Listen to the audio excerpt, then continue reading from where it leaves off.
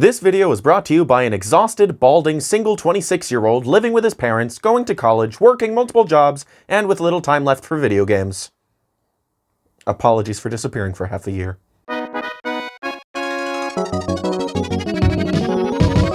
In 2023, I made a video tracking the changed state of Nintendo IPs as they'd occurred in the previous year. F-Zero was revived, Vanpool closed down, the Peach game was announced, it was a whole thing. Now I'm gonna do the same for 2024, out of naught but obligation, and the low commitment opportunity to release a video to the public, advertising the fact that I've released a slew of exclusive content on my Patreon page, to make up for my long absence at the back half of this previous year.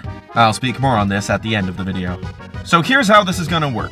We're going to take a look at which Nintendo IPs have come back from dormancy this year, which ones have officially gone 10 years with no new release, which ones have become newly christened series, and some miscellaneous items of interest from 2024 that pertain to other series. I'm well aware this is an extremely niche topic to cover, but peep my comment section. I'm as surprised as you are that this is anybody's but my jam. Comments, if you let me down and make me look stupid, I'm going to delete my channel. After a 15-year dormancy, the Endless Ocean series from developer Arika has returned on Switch with the release of Endless Ocean Luminous. This entry is apparently thinner on content than its predecessors, but I had a fun enough time with it. I like having a realistic eel as my user icon. It remains to be seen how soon it will take for another continuation featuring our deep-sea diving friends to grace future systems, but it is nice that it happened to the Switch, even if a little too late in its lifespan to make a splash. Pun not initially intended. Not unlike Endless Ocean, another series returned to Switch from the Wii after a 15-year period of dormancy. The Another Code series has come back with Another Code 1+2 Recollection, handled by Sing Entertainment and Arc System Works. I didn't pick this game up myself, didn't dig the demo, and as previously mentioned, I've had little time for video games this year. But it's always nice to see Nintendo throw their cult audiences a bone. In last year's video, I mentioned this game, as it was announced in a Nintendo Direct at the time. But now that it's out, I am now taking the time to say, congratulations, Princess Peach. With 2 titles having been released under your namesake, you've officially got a distinct intellectual property on your hands. Good luck either competing for dev time under good feel or jumping from subsidiary to subsidiary in pursuit of a home team. But either way, I suspect this series will graduate from infrequent to consistent in no time. 2014 is officially 10 years in the past. So to Takuya Imamura's underground 3DS strategy series Steel Diver, I bid thee a regretful welcome to the ranks of Nintendo's dormant IP. I've never played a Steel Diver game, nor have had any great interest in trying them, but I am a huge fan of Mr. Imamura, and he's been vocally keen to see Nintendo continue the series even after he's retired from the company. So for his sake, I hope the Steel Wars will be declared again someday. Gosh, I hope that doesn't become a regrettable voice clip. In addition to Steel Diver, the 3DS's Nintendo Badge Arcade experience has now also crossed the dormancy threshold. And because it only has the one game to its namesake, this IP now lives in limbo awaiting both a revival and the christening of a series. You hate to see it. I await with dread the day I have to say the same about ARMS, and foolishly hope it never comes. We'll know in no more than 3 years, folks. Pray for me. And finally, the Fossil Fighters franchise has too gone a decade with no new game since Fossil Fighters Frontiers on 3DS. Well, in Japan anyway. Everywhere else got this game in 2015, so you'd have to wait till 2025 for it to feel like a decade of dormancy in North America, but come on, I'm doubtful a 2015 revival is happening. I think I can just knock this one out here. Maybe I'll give it a quick mention next year if I'm still doing this next year. I don't know, let's move on. The Famicom Detective Club series, which was revived back in 2021 with the release of the first 2 games fully remade with their original director at the helm, has received a brand new entry in the series with MEO, the Smiling Man. What a thrill it is to see Nintendo EPD7 strategy playing out as intended. From the looks of things, this series is at home with Mages Inc. Should another entry come to pass on Nintendo's next system before the year 2034, this IP will officially go from infrequent to consistent. And boy, wouldn't that be something. The NES Remix series was only 1 more year from today away from going dormant, but out of nowhere, a very low-effort and rebranded title has come along to spiritually serve as a continuation, Nintendo World Championship NES Edition. Or something like that, that's what it was called, right? I don't remember. Shame that it's done away with the remixes this time round, but the fact it's shown up here at all has at least set the Grim Reaper back from it another decade. What should we call the Grim Reaper for Nintendo IPs? The Grim I-Peeper? Yeah, sure, why not? Grim Eye Peeper. Maybe that'll be a character, who knows? Who wants to see some skits? Do people still like when YouTubers do skits? Do you like it when I do skits because I'm a puppet? In the previous year of our Lord 2024, the holy trifecta of Mario RPGs have all officially returned on Switch. 2023 gave us the Mario RPG remake, 2024 gave us the Thousand Year Door HD, and the all-new Mario and Luigi Brothership. The question on everyone's minds now is this: how will Nintendo handle brand new Paper Mario games with Mario and Luigi also reintroduced into the fold? Again, pun not initially intended. Me personally, my biggest concern for a future Paper Mario game is whether or not it has uniquely designed denizens, partners, an interconnected world, a compelling enough plot, and fun gameplay. Whether or not it's an RPG or centered around an arts and crafts gimmick, or both, or neither, is not make or break for me. Because in playing the Thousand Year Door HD, I've fully accepted that no future title could ever match or replicate what that particular game did. It's just that special. Still, it doesn't mean you shouldn't try Intelligent Systems. What the heck were the last 3 games? Shifting gears from Mario to its sibling IP Donkey Kong, its output is continuing relatively healthily, with a remake of the first Mario vs. DK as well as a DKC Returns remaster slated for January, not to mention the opening of its theme park expansion at Universal Japan. But Donkey Kong fans are undoubtedly growing all the wearier at the lack of a brand new Donkey Kong Country title, of which there hasn't been one since... oh, would you look at that? 2014. Guess the continuation of that series under the DK IP in particular is officially Dormant. Hoo-hoo-hoo. The Legend of Zelda has introduced its first game, well, developed by Nintendo anyway, to feature Princess Zelda as the principal player. Echoes of Wisdom.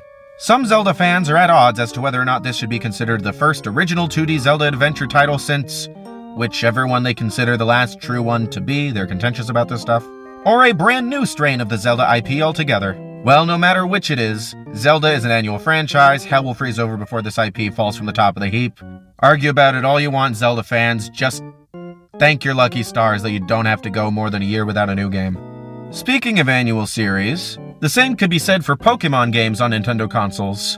Or at least, it could, until the year 2024. That's right, folks. While Pokemon Legends ZA was announced last February, no other news has been shared about it since, and not so much as a free download also available on mobile type of game has come by the Switch for the whole of the year from the Pokemon Company. Pokemon has taken its first ever break from having literally any type of video game released on a Nintendo console since the year 1997. The gap year between its 1996 Japanese world debut and the 1998 rest of the world debut. Fascinating. Truly, truly fascinating. I'm not a huge Pokemon fan, so this is no skin off my nose, but there have been so many Pokemon games, Pokemon spin-offs, Pokemon everything. How did this become the 1 year since the series started that it went a year without appearing on a Nintendo system? Really, truly fascinating. In 2023, F-Zero 99 released, thus bringing an end to the 19-year hiatus for that series. And since that release, F-Zero 99's post-launch support has been awesome! New tracks, new vehicles, rivals joining the racetrack during calendar events like Christmas time or the game's 1-year anniversary. This game has got some very healthy and totally free support still going with it. That's just marvelous. If they can keep it up till 2025, it will have gotten more post-launch love than ARMS. For whatever that's worth, I guess. Yet another year has passed, and Nintendo is continuing their unprecedented, or I guess, newly precedented hiatus from releasing games that are of brand new IPs. Since Nintendo got started with the whole creating brand new IPs from video games back in the 80s, they had been creating at least one new IP every subsequent year until the year 2022 when they took a break. And 2023 continued the trend, and 2024 kind of continued the trend, but this current item of interest may be signaling an end to this unprecedented hiatus. Nintendo sent out a very exclusive NDA-protected online test run for an untitled game where players online control little caveman-type guys to do Minecraft-type stuff. I didn't play it, I didn't get in, I don't know what it's all about, I don't know how close this idea is to being realized as a full game, or if it even ever will, but I do know this. This thing right here, totally Utterly fascinating. But so was Project Giant Robot, and that didn't go anywhere, so who knows. Now looking to the future towards 2025, we've been told for sure that Nintendo's next console, the Switch's successor, will be revealed before the month of March is over.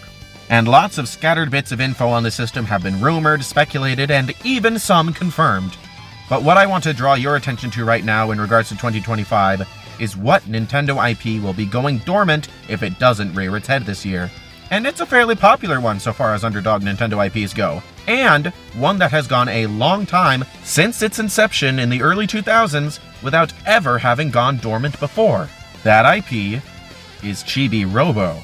With how much Nintendo has been placating fans in recent years, how much buzz personalities like Scott the Woz have created around this IP, and interest having been expressed by Nintendo-adjacent developers like James Montagna in reviving it, the possibility isn't as impossibly slim as it may seem that Chibi Robo does end up getting a new game in 2025, thus keeping its rare and coveted never-to-have-gone-dormant record intact.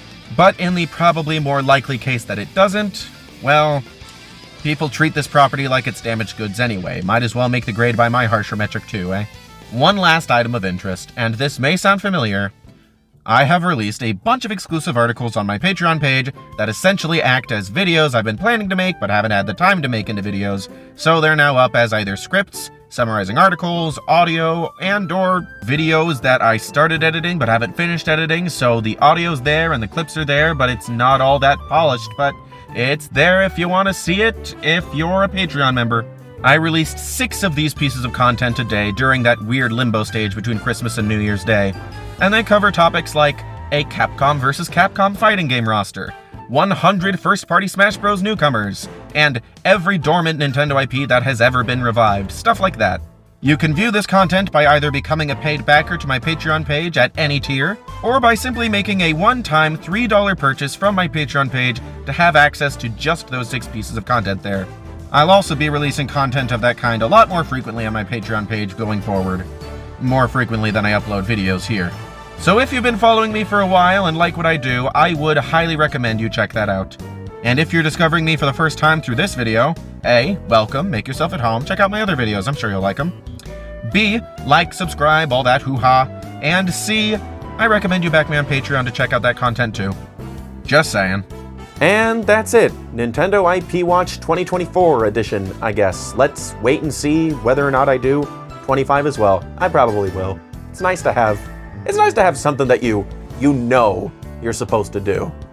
And that's relatively easy to, it's always the same thing, sort of, but also not. I'm rambling. I'll try my darndest not to disappear from the internet again. I'm sorry about all that. Yeah. Oh my gosh. That wasn't another 6 months, was it?